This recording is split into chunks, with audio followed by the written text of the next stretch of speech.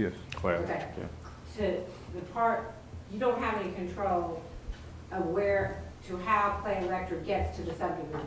Once it's in the subdivision, it's common for most municipalities to have required in their subdivision regulations that all utilities are underground.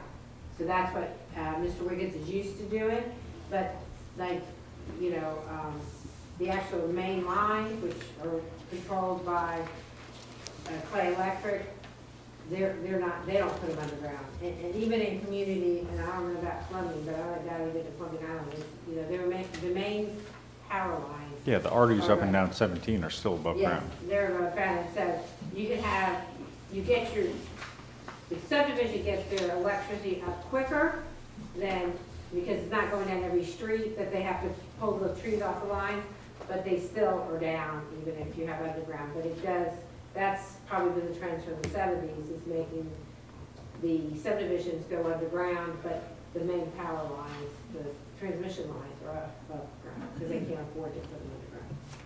So let me try to repeat back what I think you just said. According to updated or new state guidelines, subdivisions must put all utilities underground. Yeah, that's a local municipality, county requirement that you have in your subdivision regulations to require Okay. your underground utilities. That's in the subdivision, but the actual transmission line that is run by, I'm fine with that. yeah. So I'm just saying that we should discuss that and figure out what we want to do. So I don't know if that's. Just remember, in those your are land code. development code changes, your LDC or Well, this is the LDR. perfect time. Right, your comp plan is a little bit different than that. Yeah, that's a, that's a We can do local, you can make, that's a local decision of the land development code, which said that you have to go through, it has to go through all the processes, but you can, if it's not in your code now to require underground utility, that's something you have the option to do. So we have to fix the comp plan first, and then what happens is then you look at the land development code. Okay? Okay. Next on the agenda is Planning and Zoning Board application. Mr. Gregory Gay, I don't know if you're here tonight. Are you here tonight, Greg? I don't think I see him here. For the Planning and Zoning Board. Have you all looked at the application? Yes, and I make a recommendation that we place this gentleman on the board. I'll second. Any comments? Thank you. All in favor? Aye. Aye. Motion carries 5-0. Welcome aboard, Mr. Gay. He's going to be a good addition, I think. I will give him a call in the morning and make sure he knows. He's a great guy. Next is our city manager's performance evaluation document. Have you all been able to complete it and submit it to Rich? Good? Yes. Everyone? I got mine right Okay. Got it? Tony? Yep. Thanks you all. So the next steps on that would be to set up a time with, once Rich can average those. Yeah, average those scores for us, then we can set up a time, and he'll get that document to us, what our average is, and then all of the copies of narrative evaluation, we can share that with the employee, and that includes with Ms. Silva sometime this month, and then certainly with Charlie sometime in April, because I don't want to give you time to get your part done. I need to talk to Councilman Lewandowski about his evaluation for the clerk, and then we'll get those done. Okay, no problem. Okay, good with that? Great. I appreciate y'all getting that in on time. Can I ask a question? Yes, while sir. we're on this subject? For the city clerk, will that, in April's meeting, will there be a chance for us to talk about the evaluation in the way of salary and stuff like that? Ms. Silva did receive an increase in pay in August last year, which was 5%, and that was a raise that was before the evaluation was done. So the evaluation is based on an annual evaluation for, the position, and that increase was given 6 months prior to when it was due, or at least 5 months. But you can discuss it at any time. You don't, like you're saying, you don't need the evaluation. You can discuss it before, you can discuss it as part of, it's up to the council. Okay.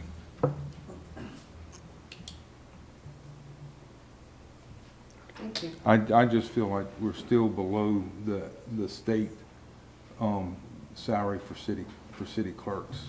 I'm not thinking about going to the limit that they've got, but, I mean, we are still below. We're quite a bit. below, when you say city clerks, what are you referring to? You City refer- clerks in the state of Certified? Florida. Certified city clerk? Yes, Okay. For big cities or for small cities? it's cities. So- I mean, Okay, So- so that includes big cities. then. okay, but then we have Very much. staff that's making more than she is, and she is the clerk.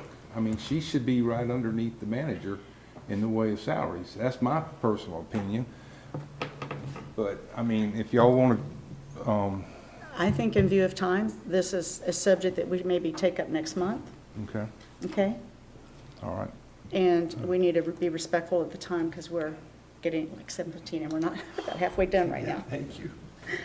Can you put that on the agenda for next April, or this April? Thank you. Yes, because we can talk about both of them at that time. And, about and the if we increase can in do pay. away with a lot of this stuff that we've got on these agendas, so, I mean, well, y'all can do whatever you want to, I ain't gonna be here.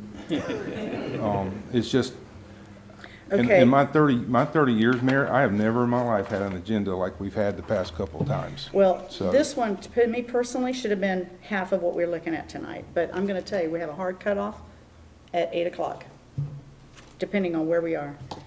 All right, next is the joint workshop for the comp plan. I don't know who submitted that. Just need a date, right? That's what we're talking about? Okay, that's what that I would is. say, let's let Ms. Wheat bring you back some information first before you schedule that.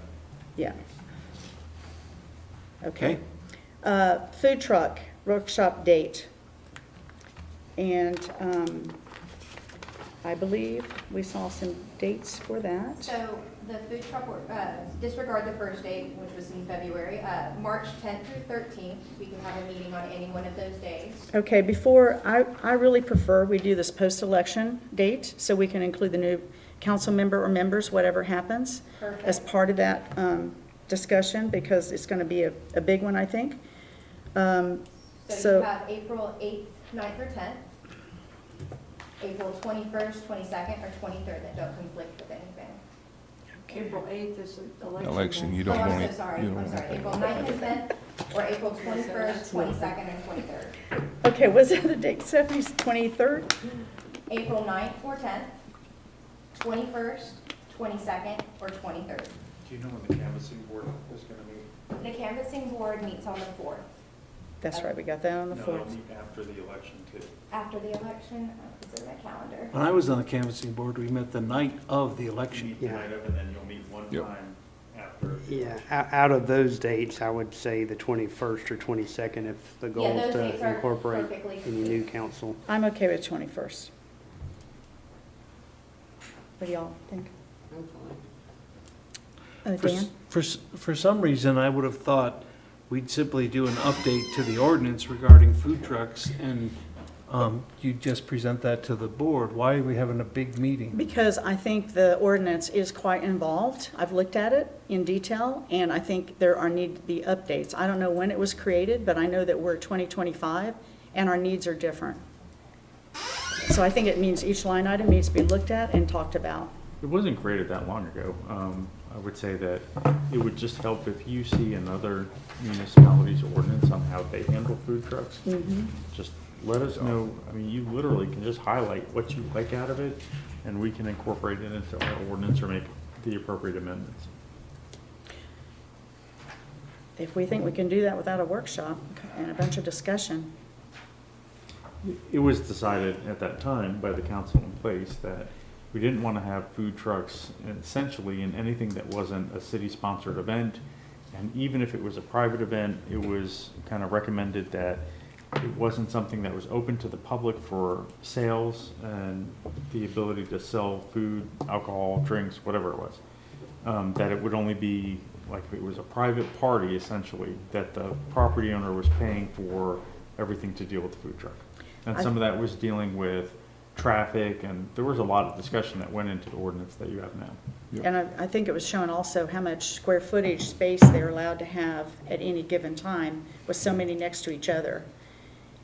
So I'm looking at that, I'm looking at how much space is required, you know, like they can't be stacked up side by side like we see in Green Cove when they have their events. I'm trying to be, open to these small businesses that have got the impression that we don't want them.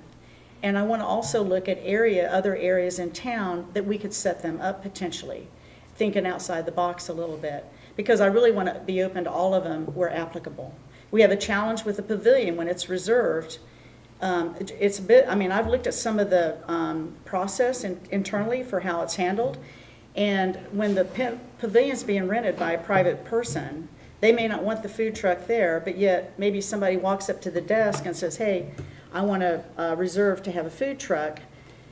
It's confusing at times because maybe that pavilion got rented and they don't want a food truck in the parking lot during that event. So I think that we just have to come to something that's easy for staff to manage, but also that's direct and the communications are cut clear to the public who wants to come here for those purposes, or food truck vendors. Just trying to, so to me, it's a little, there's a lot of confusion to me even, and I just feel like we need to think about outside the box a little bit, because I think things are different right now. We're having more food trucks approach us about coming here to be here through the week, and we have like the one vendor that we don't even know where that contract might be. They just keep showing up. So I think that the process has got to be very clearly communicated, and whatever changes we want to make, so that the public knows, yes, we want you. Here's the process, A, B, C, and, do we need to look at some other areas or areas that we can actually have them set up that's beyond current setup? That's why I thought a workshop might be more appropriate. But if you guys think we can do it quickly, I'm all for that too. Could I just ask a clarifying question? Mhm. In reading the old ordinance, it seems like the council at the time, the majority of that council wanted to kind of not have food trucks very much. Correct. My perception from the current five of you is that you do like food trucks and events, and when you do a concert, you want a food truck. So we would need to write it in a more accommodating way, which maybe Ms. Silva, all the ordinances come under the clerk, could take a stab at that and bring back to you at the April meeting. And if it like fails, then we schedule a workshop, or we could just drill down on April 21st and have a workshop. Well, that would also be That's something open. you, traditionally, a council would delegate to your planning and zoning board to review. What were they saying? My one concern is that they don't pay any taxes to us, and we could be undermining our own restaurants within the city limits here. I think. And so yeah. I think a balance of making them feel welcome, but a limitation. It's not so that they're not here every single weekend and they're not here every single day, because that will hurt our own businesses, our own restaurants here in town. So in town, we have approximately 6% restaurant business in downtown Keystone. 6% placement, physical presence, brick and mortar. So we have not really too much brick and mortar opportunity for restaurants to be in the city. Now, I'm talking about from Highway 100 down 21, down that way. We have a few other that are above and beyond 21 or 100. But what I'm trying to point out is the central downtown area has 6% of the restaurant business. Now, it'll increase a little bit when the ice cream store opens up. So what I look at here is those trucks come into this area. And that gives everybody equal opportunity for business. I don't think that idea of pop-up restaurants is going to have too much infringement on these folks. They are mostly here during the day at lunch, sometimes in early evening, but most of the routine ones, unless it's an event, they're here during the day. And I just feel that as we are moving toward this whole Black Creek, Lake Geneva stuff, the lake's coming back, people are going to be here, they're going to have options. And they don't want to go all the way across 100 to go somewhere else. And I do think we have to have guidelines on how many we can have at a time, and we don't want to have the same ones all the time. We want to be fair to all vendors. So that is a process and a protocol that has to be put together by our events planner and by Ms. Silva to come up together with it on what is palatable to all, including the residents and the small business owners. But just remember, when you regulate something, you're regulating based on public health, safety, and well-being. Mhm. It's traffic and parking and cars. Right. We're not gonna be trying to help a brick and mortar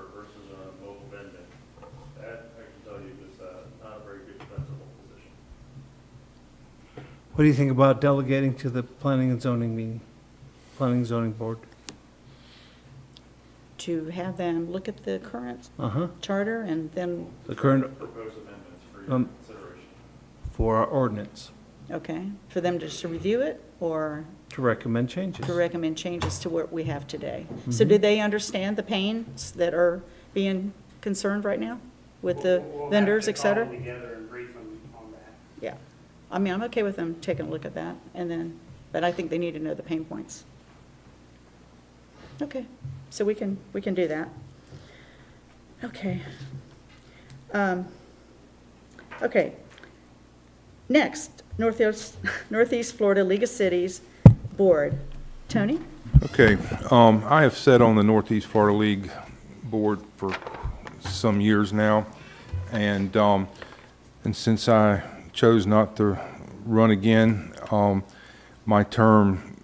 my last meeting will be in March for the Northeast Florida League, and there'll be an opening on that board. Now, basically, the rule we have on that board is that,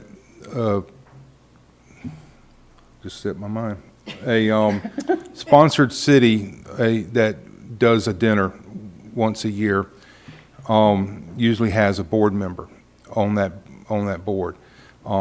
That's not always the case, but that's how it's been since our Mayor Mary Lou Hildreth got us involved in having a dinner, which was a great idea. And people love to come to Keystone. So, but doing so, it's up to the council to recommend to the board. And Mayor, I found this out after I spoke to you the other day. The council can recommend somebody from the council to do the board member, and the board itself has to vote on that person, a yay or nay. And that goes for any board member that we have that comes onto that board. So I would say I would put it on your agenda in April, unless you wanted, well, I'm still on the board. In the April agenda, put it on there for this council to bring to the Northeast Florida Board a member of this council to serve on that board. So that's what I was reporting. Y'all have any questions? Thank you for your service. Thank you. You're welcome. Any comments? Thanks, Tony. Okay. Appreciate it. Okay. Next is the golf course final decision. I think, Tony, you submitted this, is that correct? Yes, Charlie and I have been going back and forth for, what, a year now? Oh, okay. And so every time I put it on the agenda. You know what? Oh, should I let him just do that first before we do the comments? And that's at your discretion. I'm not gonna call for a vote yet if you got somebody who wants to. Yeah, let's do the comments first. How about Okay. that? Mr. Evan Stanley.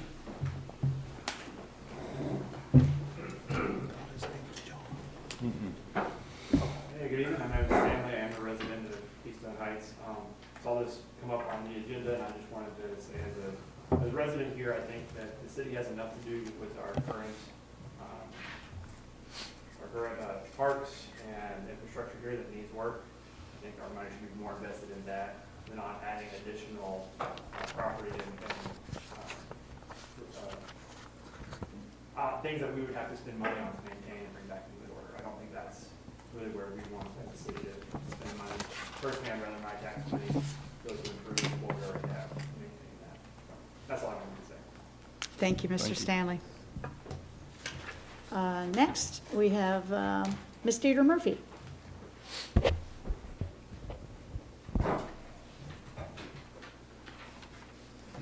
Good evening.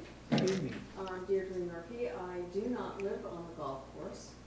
However, the golf course was built in Keystone Heights in 1928.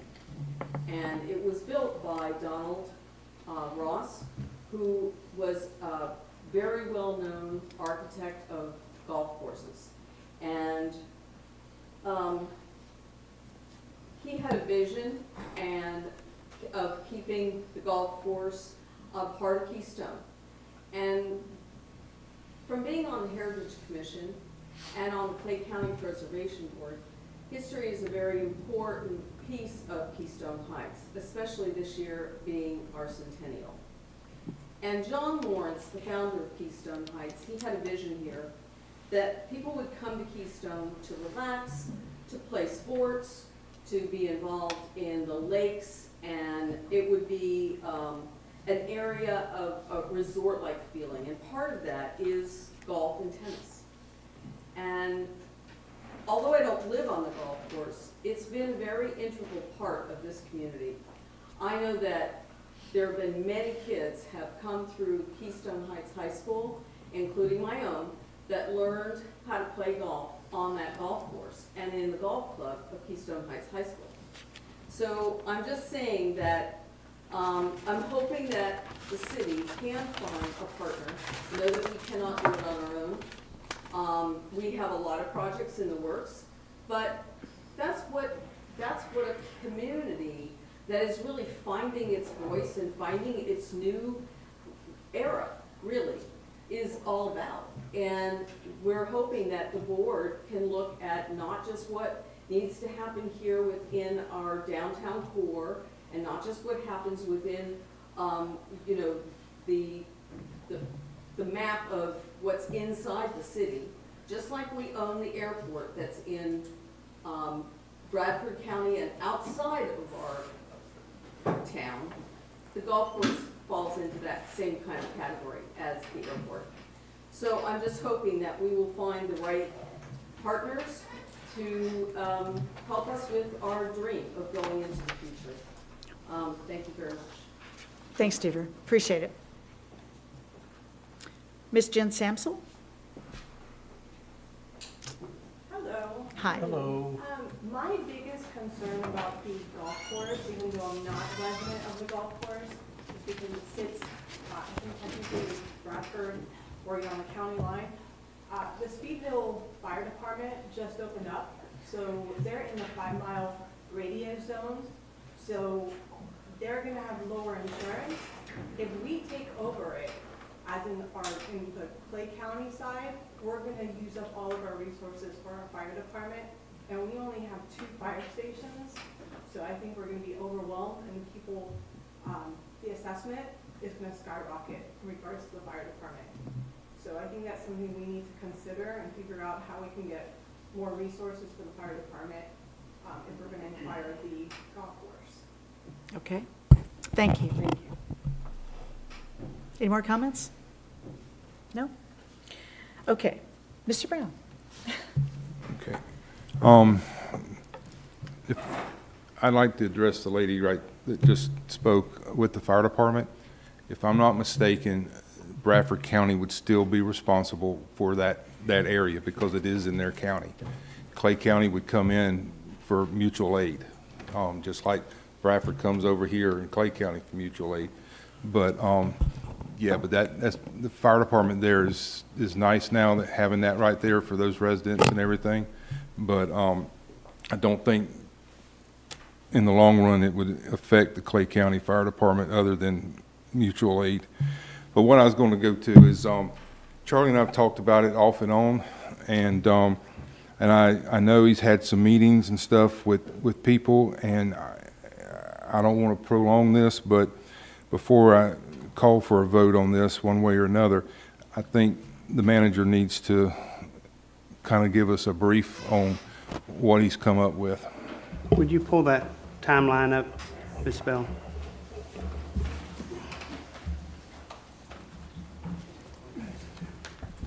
Is that a song?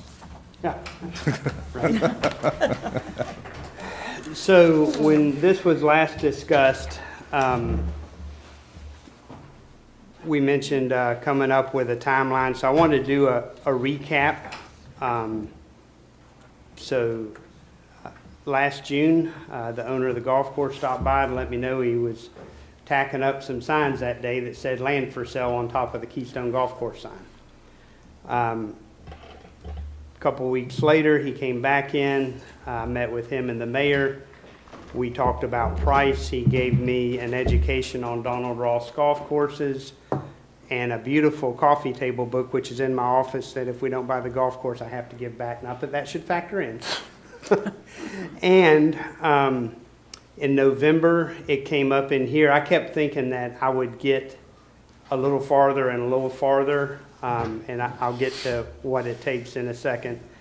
And the motion died on a 2-3 vote to not pursue the golf course, with Mr. Lewandowski weighing in, saying he wanted to reconsider in a couple months. So during that time, Mr. Bobby Weed, who has restored many historic Donald Ross golf courses, has made a couple trips to Keystone. He's met with me. He's toured the course. We've had people from Golf Tourism and Golf Communications tour the course. The dollars and cents of it is, the owner's asking $1 million for that 53 acres, which is 9 holes. And Mr. Weed thinks it would take about another $500,000 to restore it. And, you know, he's got the connections. He said, my goal would be to put it on the cover of a golf magazine, and get people coming and playing. I think the mayor and Mr. Lewandowski have both been in my office, and I showed you the pro forma that basically shows how many rounds they're playing now, and if they get it up to 20,000 rounds a year at different cost factors, that we could break even within 2 to 3 years. And in my mind, if we were going to do this, it would take some other governmental partners to be the deed holder. Mr. Weed did all the work in the city of Palatka. They had a little bit easier of a time. It's all in their city. It's 18 holes. It's really nice. And they hold the deed. They were losing $200,000 to $300,000 a year on it. So if I could refer you to this little chart.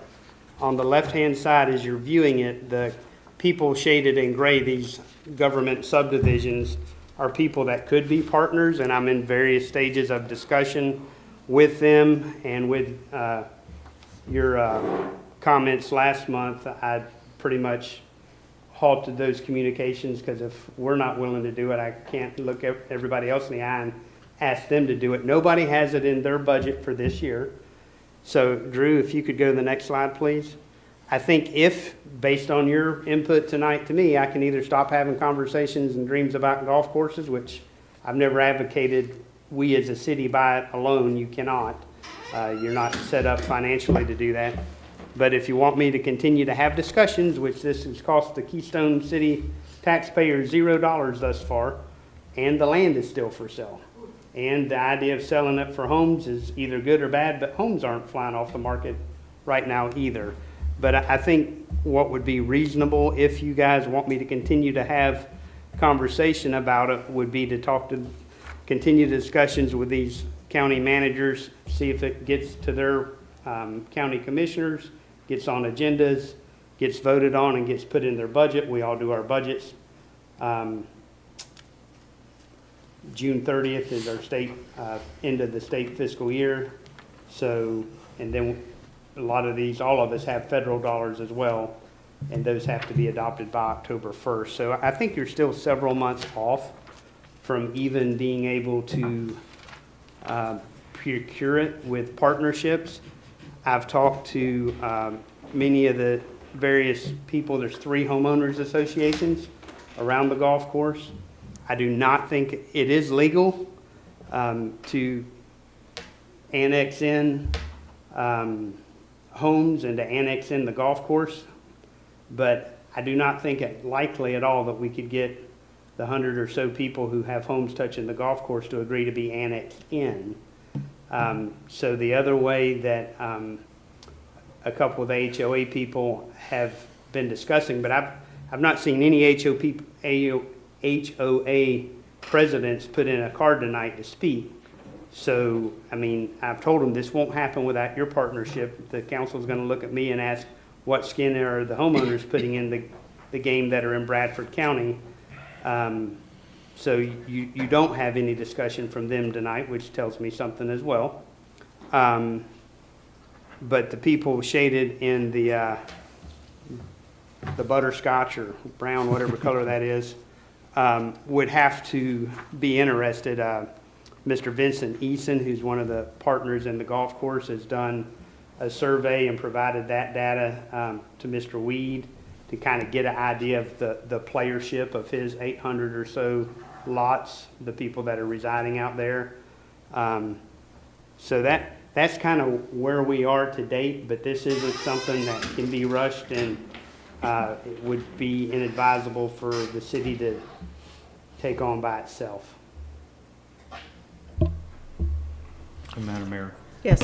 just keep in mind, in undertaking any type of endeavor like this, I've talked to a few of you individually about this. Just remember, you have to be able to articulate the public purpose to the citizens of Keystone Heights, not the area, within our geographical boundaries. You have to explain the public purpose to purchasing a piece of property that's outside. It's a little bit different than the airport, because the airport was deeded to us. And I think the cemetery was the same thing. We didn't actually spend money to purchase those things. Right. So when you are as a fiduciary of taxpayer dollars, that's a strong burden that's placed on each of the five of you. And that's what I have had from day one heartburn about. So, and doing this for years, the only way that this city is going to be able to do something is to have these guys in the grade. I personally don't see it happening. The legislators are looking about the cutting our ad valorem taxes and stuff like that, homestead exemption moving up, and that's going to hurt us in our revenue in the future. And even though I've got,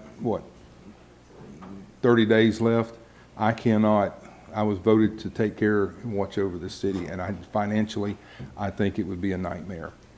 So I make a recommendation, or I make a motion that we can the idea of this golf course. I second that. Any comments? Dan, any comments? So my comments, go ahead. No, you go ahead. I just hate to drop it. I know we can't buy it. I know I wouldn't vote to buy it. But I don't want to discourage anybody, if it's not costing us anything, I would hate to discourage anybody to come and be interested in it. So I don't like it. I mean, you look at the pictures there, that's the way it started. That's the way it was in '84. You look at the way it wasn't people say, oh, let's can it. They research things and stuff like that. That's my, I just hate to just drop it. And you might have a couple investors who would buy it. But they say, well, if the city's not interested, then they don't want it. That's my only opinion. Thank you, Speedy. And certainly, while I agree with Tony and I agree with Speedy on both sides of it, my position on it is, I did take and I'm kind of a researcher, data gathering person, and I also have vision. And I get it, like right this moment, yeah, it's in a bad situation, and we have to think about our taxpayers in the city. But I also do think about the 32656 customers, citizens who spend a lot of money in our town that makes us quite viable, which is sometimes we tend to lose sight of that. I did take a look, as Mr. Cuthbert shared with us on the November 24th meeting, about relating back to the Florida Historic Golf Trail website. It's actually quite impressive. It is an 80-page document that outlines every historic golf course identified that way in the state of Florida, including the Keystone Heights Golf Course. I wanted to look at the Northeast region to see who would our competition be if we decide to uncover every one of these little circles. I have several of them I actually would totally turn over and not even consider at this point in time, just even during the last 7 days with my research. But I did identify 7 of them that are doing quite well. And they are identified as historic, and there are teams of golfers who do come out of state. Again, they're not citizens, but they come and spend money. They'll spend it in our town, but they'll also spend it on that golf course. But this is potential for future, right? So there are 7 in our just northeast pocket. The rest of them are throughout the rest of the state. In looking at pros and cons, just like Rich, like you mentioned, the pros that I look at, again, are future. The lakes are coming back. We don't have a lot of things for people to do when they come here. But we could at least boast in the fact that we do have a decent golf course if we decide to go down that road. And again, it has, just like Speedy said, it has to make sense, financial sense. It has to be cost neutral. Can't cost us anything to manage it, to own it, to maintain it. The historic relevance, just like Deirdre shared earlier, that's exactly what Mr. Lawrence wanted from day one. He had a one-hole course from the very beginning that evolved eventually to a 9-hole. And there's actually, in the historic ones, there's still some other 9-hole courses, believe it or not. They just either play a round of 9 or they play the 18. I think that the golf course homeowners, I think for the most part, it's unfortunate none of them are here to stand their ground, but they are on board, the ones at least I have talked to. They do know it's going to be an increase in what they would have to spend to live on that golf course if we were to do this. I think there's also event option in that space that we could depend on, besides having to go to even to the RV resort pavilion for events or whatever. Because I did live on a golf course for 15 years, so I do know the potential. I think about the Keystone Heights, golf teams, the kids locally that play golf that would come here maybe to do tournaments. I'm just looking at some of the pros that we have to think about as we look at, and I understand like where Tony is saying, but I think that in consideration for it, these are all pros to me that would be on the side of us even going down this road. On the cons, multiple ownership, which is always a nightmare, right? So the less owners, the better. I feel like it would, the annex question would have to be looked at and have to break down and get a real solid understanding of that, because that is quite complicated. So just to kind of finalize in what I'm saying, I reviewed from the National Golf Foundation Journal of March of last year. And they say that, that the municipal courses in the U.S. are on the rise and have increased 5% for usage and interest since COVID hit and the end of 2022. So they look at that as a very positive sign for investment and protection of municipal golf courses. The ones I identified are only the historic ones. Around us, there are far many more that, would be interested maybe in coming here to play a round of golf. So, my position is, I think right now is not the right time, unfortunately for us. I think that, there's just so many other things to consider. And it's just I wanted to get it out there on some of the research I've uncovered. And, we'll just have to see where this might go down the road. So, anybody else, any other comments? Y'all want to go for a vote? I don't know if I can do this. Can I speak up a minute? I'm not. Yes, you can speak I for. just want to clarify that I am the HOA. Okay. I am the HOA president and the active. Sure, if you can take like 3 minutes and you can come to the microphone, I'll just take 2 introduce minutes. yourself. I Yeah, did not, Betty K. Pilcher. okay, that's why we have the comment cards. I didn't come here to speak, honestly. Yeah, Because I felt like maybe y'all had already made your decision. But, and I can understand where you're coming from as far as the finance part of it. But is it something that has to be voted on tonight? Can we look further into, or Mr. Van Zandt look further into something else, to do, to be able to save our golf course? I bought there because of the golf course, and I love watching the golfers go by, whatever, but don't want to see houses there, of course, but I'm just saying, if there's some way that you can let it go a little bit longer, to let us do some more research. And there are other people interested in the golf course. I don't know why they're not here, but anyway, I know that we are the most active HOA. In fact, I think we're the only one, really. Some of the others are trying to get started. But we've had our meetings, and we just had a meeting, and we're listening, we don't know, what we can do as far as at this point. But anyway, we are interested. I just wasn't ready to come speak tonight.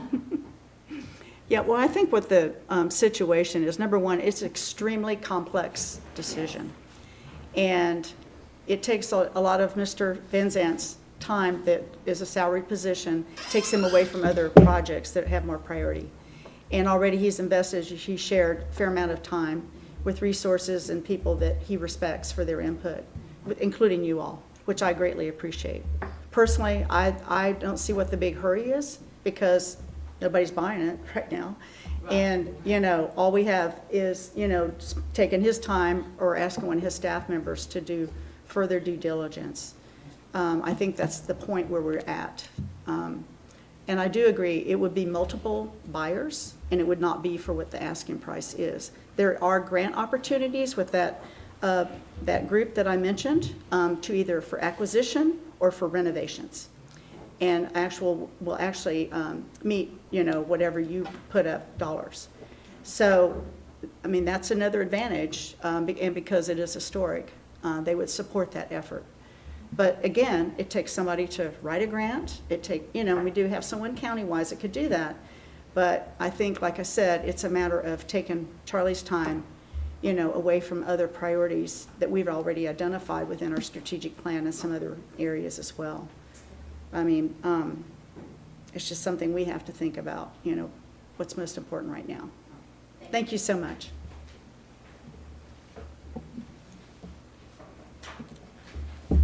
Any more comments, you guys? Y'all want to make a vote? We got a motion and a second. Oh, that's right. Oh, I thought you seconded it. Yes. She did. She did. Okay. So we're ready to vote? Are you calling for the vote? Yep. Aye. All right. Aye. Nay. Nay. So it's 3-2. Motion carries. Thank you. All right. Next is summary of review of strategic workshop, and who was going to do that? I didn't have a name on That it. is going to be provided by the facilitator by a date no later than March 10th. Okay, perfect. Council comments. Speedy. I really don't have. I know you just love it when I start down Waiting there. for this weekend, for our event going on this weekend, that's all. Yep. I got. Well, I just want to say that, I just want to say that it was extremely a lot of fun to have the workshop here, and I enjoyed hanging out with council and talking about wasn't it fun? It was. And Very productive. that's all I have to say. Dan? I attended the Heritage Committee meeting, the last one before the Chautauqua, and I'd like to thank Christine and the entire commission for all the work that they're doing. Thank Drew also. Whatever happens, I think it's going to be wonderful to do the Chautauqua here, and they're really working hard. So just thank you for all your work on it. I really appreciate it. And then I really appreciate the progress we're making on the strategic plan. I think we worked really well together and did that. And we didn't agree on everything, but we did a great job, I think. Yeah. Yeah. Tony? I reiterate everybody else's on the strategic plan. Dan and I were in the last one we did, and this one was pretty good. I really enjoyed it. It was good to have a facilitator, and I have one other comment to make. I was going to give my farewell thing tonight, but I guess I'll have to wait till April. But I would, and I'm going to say this publicly, Mayor, whatever you guys are planning for April, I wish you wouldn't, because I honestly, that's not me. I made a choice 27 years ago to serve on this council, and that's been my ambition to serve the people of this community, and I think I don't need any more any hoopla or anything like that. So I would say this publicly: don't do nothing. Okay? So you don't want the gold watch? Unless it's a Rolex. If it's a Rolex, I can sell it. Madam Mayor, did I understand council to say you guys have already voted to move the April meeting to April 14th? Which is after We decided on Mr. that. Brown will be I off the thought we council? did. I don't want him to miss his singing his swan song. I kind of want to hear it. We are prepared to do. I only got 5 minutes. The council would agree to hold it in the pavilion. Yeah, I thought we had voted to move it to the pavilion on the Monday before the election thing, because the room was going to be being used. Because I really wanted him to still be officially on the council for his last meeting. It is April. I mean, it's before April is the election month or time. Yes, ma'am. So this room will be full of the voting stuff Correct. on Monday night, April 7th, which would be the normal meeting. Yeah. So we can move it to the pavilion, but if you guys voted to do it on the 14th, I'll leave that to your attorney to tell you how to change it. I mean, you can vote again, I have it on my calendar where you voted to do it. Yeah, I had it on the 14th too, and then after the strategic planning session, you and I talked about the 7th, but I wasn't looking at my calendar. What do y'all want to do? I mean, it means he'll be in the audience when we have our last meeting, so is that what you guys want to do? Do we want Tony to be there? Yeah. Well, sure we do. Let's Then do the we need to do it 14th. the You don't- 7th. I make a motion, we do the 14th. He needs to be there. So that's why I felt like that. Second motion on the 7th. No, he said the 14th, his motion. I thought it was the 7th. I don't remember voting that. I don't remember voting that either. A calendar was provided in January that you all agreed on. But we probably weren't thinking about it in Um, January. So we would just need somebody to move, that we move it back to April 7th at 6 PM to be held in the pavilion. Can I get a motion? I make a motion to move the next council meeting to April 7th at 1800. I'll second. Any comment? All in favor? Aye. Aye. Okay. Tony doesn't want to say aye, but, you know. I heard him whisper. Okay, As long as we keep it down to 1 hour. it will not be this big, I can assure you of that. Please. I'm going to make sure, really look at this thing next time. Okay, I attended the State of the School Address Union meeting for Clay County last Thursday morning, and it was actually really well done, and they even had a student talk about her journey in the Clay County school system since she was kindergarten, and she's going to graduate a senior this year with her AA degree to go into education. Really, really nice to hear her talk and brag about all the teachers' roles in her life, which I thought most of our kids in town here could certainly, associate with that experience. Also attended as I mentioned earlier, the Clay Chamber Partners meeting with Mr. Derek Thomas, representing Clay Electric, who gave us some nice really updates, which I didn't even know about. Mr. Wiggins, I guess it's his grandfather, was involved with why Clay County Electric is even here. So it's pretty wild. And that's my only comments. Ms. Silva? My major goal of the night is there is a FLC dinner that will be occurring in Green Cove Springs on March 20th. There's limited seating, only 115 available seats. So I would like to know tonight who would like to attend so I can get that email out by tomorrow. I'm going.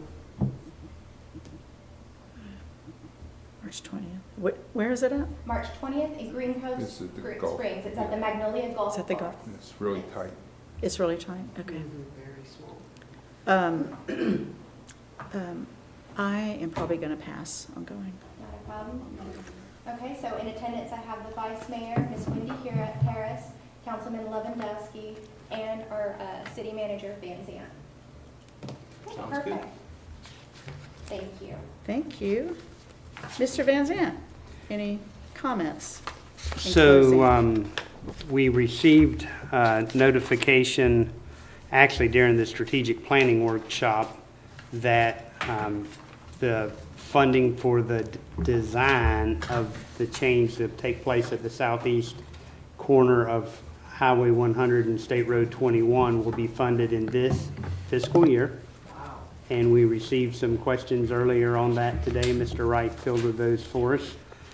And then I received some further information from Commissioner Condon that the construction funding was gonna follow in the next FY, which starts July 1st, 2025. So this is rapid progress for government. A month ago, when I got the call that we were shortlisted, we were in the top 5 priorities for Clay County, from Mr. Sheffield at the TPO, I said, well, okay, so that means we're in your 5-year plan. He said, yes. I said, year 1 or 2, year 4 or 5, which, he's like, I'm not even gonna hazard a guess, and within a couple of weeks, we got stuff rolling. So it's always funny to me to watch politics. But in the Florida legislature at the Budget, Economic Development, Transportation Committee, one of the members of the Florida House was bemoaning being from a small town and never getting considered. And I don't know that he was planning on it, but the TPO guy stood up and said, well, hey, hold on. We're going to do this for the littlest town in Clay County this year. So Excellent. anyway, so that end on a high note. I won't bore you with anything else. Try to feed you information along as it comes to me. So that's all, Madam Mayor. Thank you. Mr. Commando? I don't have anything. I'm glad Councilman Brown will still be here next meeting. Yep. Yep, we are too. Any other comments, guys? Y'all good? All right. 8 o'clock, 8:02. Meeting is adjourned. Thanks, everyone, for being here.